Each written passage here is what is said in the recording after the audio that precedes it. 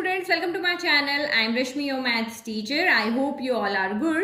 तो इस वीडियो में हम सॉल्व कर रहे हैं क्वेश्चन नंबर 15. तो क्वेश्चन नंबर 15 देखो यहाँ पे क्या कह रहा है कि लेट a इक्वल टू -1 0 1 2, यानी सेट a के अंदर 4 एलिमेंट है, b के अंदर -4 -2 0 2, यानी b के अंदर भी 4 एलिमेंट है और दो फंक्शन है यहाँ पे, एक f फंक्शन है एक g फंक्शन है और दोनों यहाँ पे क्या है a टू b डिफाइन है, यानी सेट a से सेट b में डिफाइन है.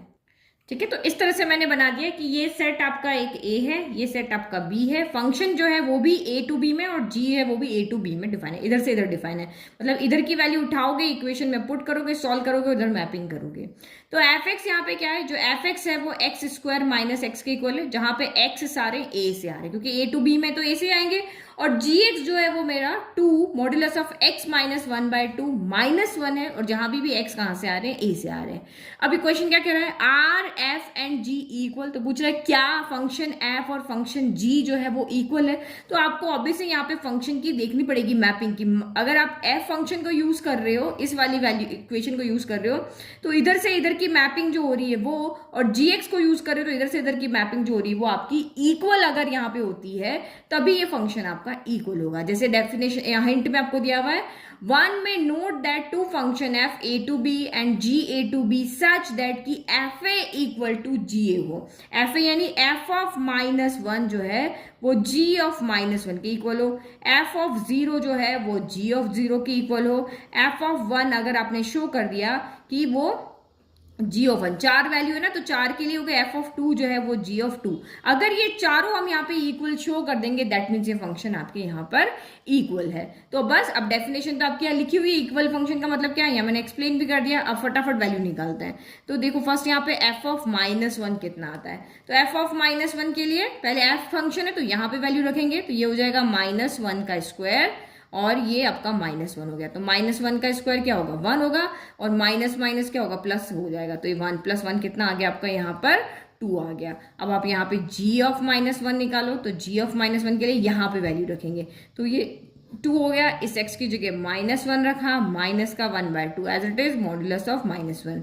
इसको सॉल्व करो 2, तो 1 प्लस माइनस माइनस प्लस होता है ना, 1 + 1/2 कितना हो जाएगा यहाँ पे आपका 3/2 हो जाएगा. और साइन नेगेटिव है, दोनों नेगेटिव नेगेटिव आएगा और ये -1 हो गया. तो मॉड्यूलस से जब बाहर जाएगा तो ये 3/2 हो जाएगा, पॉजिटिव -1. 2 से 2 कैंसिल हो गया तो 3 - 1 आपका यहाँ पे 2 है. तो देखो एफ ऑफ -1 जी ऑफ -1 ये तो दोनों आपस में इक्वल आ रहे हैं. नाउ नेक्स्ट अब यहाँ पे देखो एफ ऑफ 0 निकालते हैं. तो एफ ऑफ 0 यानी इसमें रखो तो 0² -0, तो ये तो आपका वैसे ही 0 आ गया. अब g ऑफ 0 निकालो, तो g ऑफ 0 में 2 हो गया, 0 - 1/2 -1 हो गया. तो 0 - 1/2 यानी कि 0 में से कुछ भी जाओ वही बचेगा ना, तो ये माइनस का 1/2 बच गया. तो मॉड्यूलस ऑफ माइनस का 1/2 क्या हो जाएगा, 1/2. 2 × 1/2 -1, 2 से 2 कैंसिल हो गया, 1 - 1 0. तो ये भी 0 आ रहा है, ये भी 0 आ रहा है, मतलब ये भी ठीक है आपका. फिर थर्ड यहाँ पे चेक करते हैं एफ ऑफ 1 कितना रहा. तो एफ ऑफ 1 यानी 1² -1, वही इसी इक्वेशन में वैल्यू रख रहे हैं. तो 1² भी 1 होता है, 1 - 1 क्या हो गया, 0 हो गया. अब नाउ g ऑफ 1 देखते हैं. तो g ऑफ 1 वैल्यू रखो 2, x की जगह 1 - 1/2 -1. तो ये 2 हो गया, 1 में से हाफ गया, 1 में से हाफ गया तो आपका कितना बचा, हाफ बचा. तो ये यहाँ पे मॉड्यूलस से बाहर आएगा तभी 1/2 ही रहेगा, -1. तो ये 2 से 2 कैंसिल हो गया, 1 - 1 0. तो ये भी 0, ये भी 0, ये भी ठीक है. फिर फोर्थ देखो एफ ऑफ 2 कितना होगा, एफ ऑफ 2 हो गया 2² -2. 2 का स्क्वायर 4 हो गया, 4 - 2 हो गया, 4 - 2 आ गया आपका 2. नाउ g ऑफ 2 देखो, तो g ऑफ 2 के लिए 2 रखा, फिर 2 - x की जगह 2 रखा, x - 1/2 -1. सॉल्व करो, 2 हो गया, 2 में से 1/2 गया तो 2 में से आधा गया तो कितना बचता है, 1.5 बचता है. 1.5 को हम किससे डिनोट करते हैं, 3/2 से. तो मॉड्यूलस से बाहर आएगा तो ये भी 3/2 ही रहेगा. तो 2 से 2 कैंसिल हो गया, 3 - 1 2. तो ये भी दोनों क्या आ रहे हैं, इक्वल आ रहे हैं. तो मतलब ये भी सी ठीक है.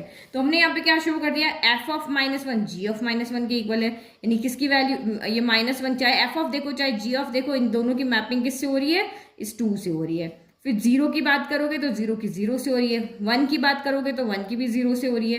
चाहे एफ ऑफ जी देखो चाहे जी ऑफ जी देखो, जी ऑफ 1 देखो, एफ ऑफ 0 देखो. ठीक है, तो इसका मतलब हमने यहाँ शो कर दिया कि भाई सारे ही फंक्शंस के लिए वैल्यू सेम आ रही है.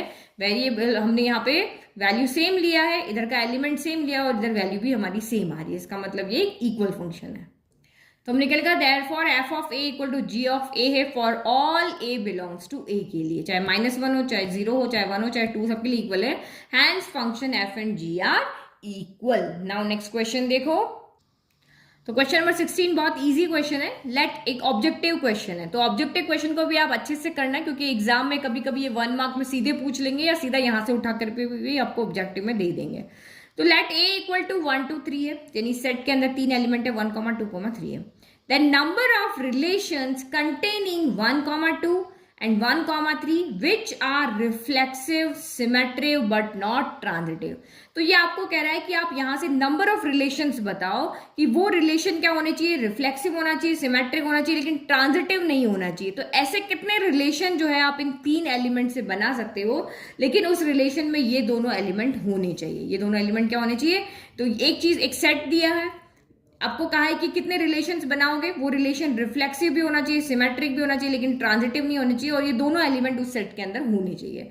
तो फर्स्ट थिंग, अगर मैं यहाँ पे रिफ्लेक्सिव की बात करती हूँ, तो रिफ्लेक्सिव का मतलब यहाँ पे क्या होता है कि सेट के अंदर जितने भी एलिमेंट है, जितने भी 10 है तो 10, 15 है तो 15, 2 है तो 2, 3 है तो 3, जितने भी एलिमेंट है उन सब के डबलेट उस सेट के अंदर होने चाहिए, तभी वो रिलेशन आपका रिफ्लेक्सिव होता है। तो डबलेट होने चाहिए, यानी कि 1 1 भी उसमें होना चाहिए, 2 2 भी उसमें होना चाहिए, और 3 3 भी उसमें होना चाहिए। तो रिफ्लेक्सिव होने के लिए ये 3 एलिमेंट जो है उस रिलेशन में होने ही चाहिए। ये हमें पता है, जो हमें पता है वही आइडिया हम यहाँ पे लगा रहे हैं। अब दूसरा कह रहा है कि वो रिलेशन जो है वो सिमेट्रिक होना चाहिए। तो सिमेट्रिक के लिए सबका होना जरूरी नहीं कि सारे एलिमेंट ये नहीं। सिमेट्रिक आपको ये कहता है कि अगर a b अगर आपका रिलेशन में है तो b a भी आपका रिलेशन में होना चाहिए। यही हमको कह रहा है ना। तो देखो 1 1 करो, चाहे ये देखो चाहे ये देखो, इसका उल्टा भी ये होता है, ये देखो इसका उल्टा भी, क्योंकि डबलेट तो रिफ्लेक्सिव होता है, सिमेट्रिक भी होता है, ट्रांजिटिव भी होता है। तो एक रिलेशन अगर हम यहाँ पे बना रहे हैं, मैं ये रिलेशन बना रही हूँ, तो रिफ्लेक्सिव है तो उसका मतलब उसमें 1 1 होना चाहिए, फिर उसमें 2 2 होना चाहिए, और उसमें 3 3 होना चाहिए। ठीक है। अब सिमेट्रिक के लिए क्या एलिमेंट डालेंगे कि इसने कहा उस रिलेशन में 1 2 और 1 3 तो होना ही चाहिए, तो हमने इस रिलेशन में 1 2 डाल दिया एंड 1 3 डाल दिया। तो आप यहाँ पे देखो क्या ये रिलेशन आपका रिफ्लेक्सिव तो है, क्योंकि जितने भी एलिमेंट है उसके डबलेट है। क्या ये रिलेशन आपका सिमेट्रिक है, तो सिमेट्रिक तो है ही नहीं, क्योंकि 1 2 है तो 2 1 भी होना चाहिए, 1 3 है तो आपका 3 1 भी होना चाहिए। तो हमें इसका मतलब यहाँ पे 2 एलिमेंट और डालने पड़ेंगे, तभी ये रिलेशन आपका रिफ्लेक्सिव भी होगा और सिमेट्रिक भी होगा। ठीक है। तो ये मैंने यहाँ पे डाल दी। अब ये कह रहा है कि ये दिखाओ कि रिलेशन ट्रांजिटिव नहीं होना चाहिए। तो ट्रांजिटिव का मतलब यहाँ पे क्या होता है, ट्रांजिटिव सब डेफिनेशन आपको याद हो गया तो आप इजीली यहाँ पे लिख पाओगे। तो ट्रांजिटिव का मतलब होता है कि अगर a b रिलेशन में है, b c रिलेशन में है, तो a c भी रिलेशन में होना ही चाहिए। तो आप यहां पर देखो, क्या ये अगर ऐसा हमने दिखा दिया कि ये चीज यहाँ पे किसी भी एक एलिमेंट के लिए नहीं है, तो मतलब ये ट्रांजिटिव नहीं है। तो देखो मैं यहाँ पे आपको दिखाती हूँ कि ये ट्रांजिटिव आपका यहाँ पर क्यों नहीं है। तो देखो मैंने 1 3 लिया, अच्छा कुछ ऐसा देखते हैं हम यहाँ पे, देखो 1 3 लिया, फिर 3 3 लिया, तो 3 1 होना चाहिए, तो है यहाँ पर। देखो मैं इसका जहां नहीं बन रहा ना वहां देखते, देखो मैंने 3 1 लिया, फिर मैंने 1 2 लिया, मैंने a b को क्या लिया, 3 1 लिया, b c को क्या, क्योंकि यहाँ जो एंड होता है वही यहाँ होना चाहिए, तो 1 2 लिया, तो a c मतलब 3 2 होना चाहिए। तो क्या 3 2 इस रिलेशन में है, यहाँ पर है, देखो 3 2 कहीं पर है, नहीं है, नहीं है, इसका मतलब ये रिलेशन आपका यहाँ पर ट्रांजिटिव नहीं है। तो हमने यहाँ पे कितने टाइप के रिलेशन बना सकते हैं, देखो अभी इसमें कौन कौन से एलिमेंट बचे हैं, देखो 1 2 ले लिया हमने, 1 3 ले लिया, अभी हम यहाँ पे 2 3 और डाल सकते थे, हम यहाँ पे 2 3 भी तो और डाल सकते थे। अगर 2 3 होता तो सिमेट्रिक के लिए हमें 3 2 भी लिखना पड़ता। तो क्योंकि हमें जो चाहिए था वो हमने ले लिया कि भाई रिफ्लेक्सिव के लिए ये डबलेट लिख लिए, फिर इसने कहा कि ये दोनों होने चाहिए तो हमने ये दोनों लिख दिए और इसके उल्टे इसमें लिख दिए। बस हमारा रिलेशन ये रिफ्लेक्सिव है, सिमेट्रिक है, लेकिन ट्रांजिटिव नहीं है। क्योंकि नहीं, क्यों नहीं है, क्योंकि 3 1 है, 1 2 है, लेकिन इसमें 3 2 बिलोंग नहीं कर रहा। तो इस तरह का हम यहाँ पे सिर्फ एक ही रिलेशन बना पाए हैं, कोई ज्यादा रिलेशन हम यहाँ पे नहीं बना पाए हैं। तो यहां से देखो हम एक रिलेशन और यहाँ पे लिख सकते हैं, बट ये आपका सिमेट्रिक भी है, रिफ्लेक्सिव भी और ट्रांजिटिव भी है, ये वाला रिलेशन। तो हमारी जो रिक्वायरमेंट है उसके अकॉर्डिंग हम सिर्फ यही रिलेशन बना पाए हैं। तो हम यहाँ पे कितने रिलेशन बना पाए हैं, ओनली 1 रिलेशन हम यहाँ पर बना पाए हैं। ठीक है। तो ये हमारा हो गया यहाँ पर क्वेश्चन नंबर 16। अब देखो 17 भी इसके जैसे ही है। अभी यहां पर भी हमें रिलेशन ही देखना है कि let a equal to 1 2 3 then number of equivalence relation. देखो सेम वही सेट है कि ए 1 2 3, सेट ए वही हमारे 3 एलिमेंट है, 1 है, 2 है, आपका 3 है। और अब हमें नंबर ऑफ इक्विवेलेंस रिलेशन बनाते हैं। इक्विवेलेंस का मतलब क्या होना चाहिए, वो रिफ्लेक्सिव भी होना चाहिए, सिमेट्रिक भी होना चाहिए और ट्रांजिटिव भी होना चाहिए। बट इसमें इसने एलिमेंट कम कर लिया। वहां पे जो एलिमेंट था ना, अभी जो क्वेश्चन था उसमें 1 2 भी था और 1 3 भी था, लेकिन इसने यहाँ पे कहा कि भाई उस सेट के अंदर सिर्फ 1 2 आपका यहाँ पर होना चाहिए। तो देखो एक उस रिलेशन का आप यहाँ पे लिख लोगे। देखो रिफ्लेक्सिव में जितने भी एलिमेंट है उसके डबलेट होने चाहिए। तो 1 1 होना चाहिए, 2 2 होना चाहिए, 3 3 होना चाहिए। तो ये रिफ्लेक्सिव तो हो गया। अब सिमेट्रिक बनाना है तो सिमेट्रिक तो अभी भी है, लेकिन इसने कहा इसमें 1 2 भी होना चाहिए। तो हमने 1 2 लिया। 1 2 लिखा तो 2 1 भी लिखना पड़ेगा, क्योंकि हमें इसको सिमेट्रिक बनाना है। तो इसका उल्टा है, इसका उल्टा है, इसका उल्टा है, इसका उल्टा हमारा ये रहा। जो डबलेट है वो तो आपस में उल्टे होते ही ना। तो एक रिलेशन हमने जो डेफिनेशन के अकॉर्डिंग यहाँ पर बना दिया कि ये रिलेशन हमारा, अच्छा हमें इसको ट्रांजिटिव भी तो बताना है, क्योंकि ये रिलेशन आपका क्या इक्विवेलेंस रिलेशन है। तो देखो ये रिलेशन आपका जो हमने बनाया ना वो आपका ट्रांजिटिव भी है। जो गिवन कंडीशन के अकॉर्डिंग हमने जो बनाया है, तो ये रिलेशन आपका ट्रांजिटिव भी है। क्यों? क्योंकि देखो 1 1 तो ट्रांजिटिव होता है, 2 2 भी होता है, 3 3 भी होता है। अगर मैं इन दोनों को लेती हूँ 1 2, अगर मैंने यहाँ पे ट्रांजिटिव का मतलब वही A, B अगर रिलेशन में है, B, C अगर रिलेशन में है आपका यहाँ पर, तो फिर आपका यहाँ पर क्या है कि A, C भी रिलेशन में होना चाहिए।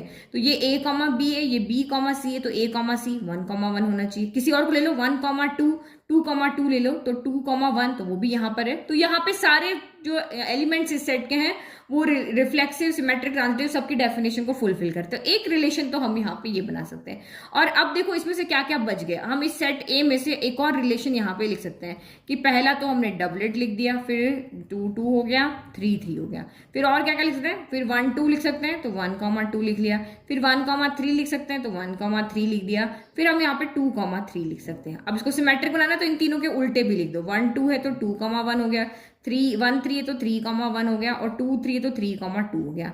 तो हम ये रिलेशन भी लिख सकते हैं। इसके ये यूनिवर्सल रिलेशन है, जितने भी एलिमेंट्स है वो सारे के सारे यहाँ पर है। तो इस रिलेशन में ये भी रिलेशन क्या होगा आपका, रिफ्लेक्सिव भी होगा, सिमेट्रिक भी होगा, ट्रांजिटिव होगा। तो आप सोच रहे हो कि पुराने वाले क्वेश्चन में इसमें क्या डिफरेंस है। तो पुराने वाला क्वेश्चन में आपको इक्विवेलेंस नहीं कहा था, उसने कहा था रिफ्लेक्सिव होना चाहिए, सिमेट्रिक होना चाहिए, लेकिन ट्रांजिटिव नहीं होना चाहिए। तो हमने जब इसका यूनिवर्सल रिलेशन लिखा तो ये आपका रिफ्लेक्सिव भी है, सिमेट्रिक भी है और ट्रांजिटिव है। लेकिन हमें वो चाहिए रिलेशन जो सिर्फ रिफ्लेक्सिव हो, सिमेट्रिक हो, लेकिन ट्रांजिटिव ना हो। तो इसीलिए यहाँ पे एक होगा और यहाँ पे हमारे 2 होंगे, दोनों ये रिलेशन भी होगा और ये रिलेशन भी होगा। तो यहाँ पे हमारा आंसर कितना आ गया, 2 आ गया। तो आई होप आपको ये क्वेश्चन अच्छे से समझ में आ गया। Thank you.